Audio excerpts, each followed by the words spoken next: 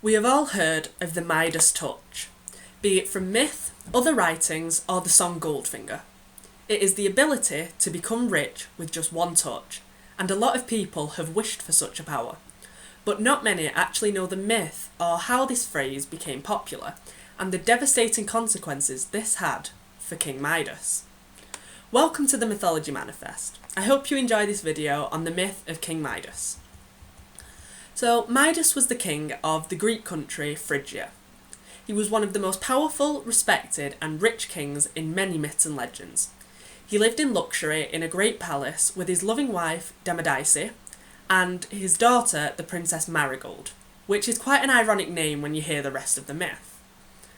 Midas was beloved by his people and was rich enough that he could live a very happy, comfortable life. He had everything most people would already wish for, and yet he was still not content.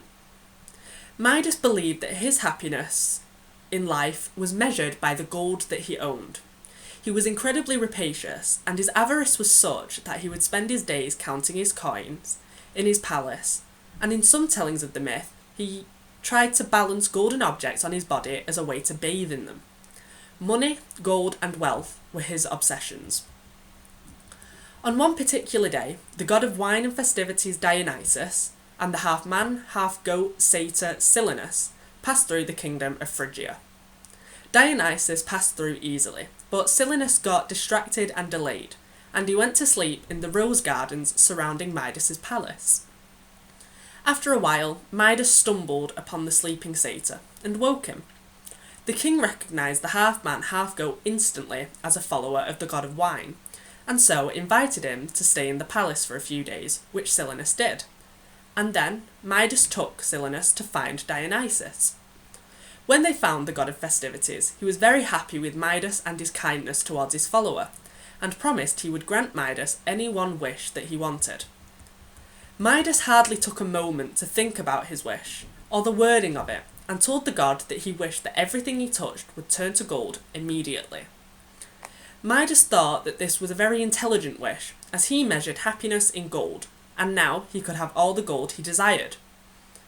Dionysus saw the flaw in his wish, and tried to persuade Midas to think about his wish and maybe change it, but the greedy king said he was positive, and so Dionysus gave in and touched Midas's hands, and said that from that moment on, anything that the king touched would become gold. Then Midas returned home to Phrygia, and he went straight into his palace. He touched a door, and it turned into solid gold, and Midas was thrilled. He ran from room to room, turning things into gold, laughing and dancing as he did, knowing he would always be rich. He could lose everything he had and never have to face poverty. After all the running and dancing through the rooms of his palace, Midas grew hungry and thirsty. He sat down at a table which he turned to gold on a newly transformed golden chair. He had his servants bring him a meal and then had them leave him to it. He reached across the table to pick up a slice of bread, which immediately shimmered and hardened to a shining yellow. He tried to grab a grape and it became a golden globe, and the same thing happened when he reached for a cup of water. Midas was terrified and believed he would never be able to eat or drink again, and was also scared that he would accidentally touch someone and turn them into gold. He ran to his room, and in most myths he remained there for a few days, on his own, surrounded by gold, slowly getting thinner and dehydrated, and going slightly deranged from the isolation, and he still refused to leave the room in fear of hurting someone. In one telling of the myth, Midas stayed in his room for the rest of his days until he eventually either starved or dehydrated to death. However, in my preferred telling of the myth, Midas's daughter Marigold went into the room to see if her father was okay. He tried to get her to leave the room, but she wouldn't, and then she forced him into a hug. The minute his bare hand touched her, Marigold became pure gold.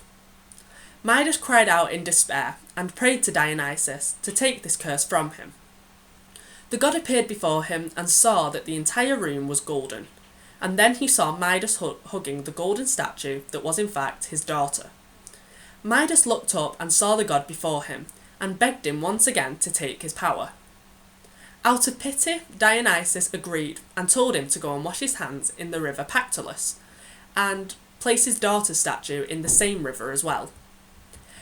Midas did this, and so his power was removed, and the running water reversed the effects on Marigold so that she became human once again. Luckily for Midas, Dionysus was in a good mood that day, as often the gods did not like having their gifts returned. In later years, the Greeks claimed that they found gold at the river Pactolus, which is why it was believed that this was where Midas rid himself of his curse. After this, Midas was said to have become a better man, and gave a lot of his gold and riches to the poor, and realised it was generosity and family that gave him true happiness. And I think this was Dickens' influence for Scrooge and the ending of A Christmas Carol. Midas does have another myth attached to his name, but I will be discussing that one in another video.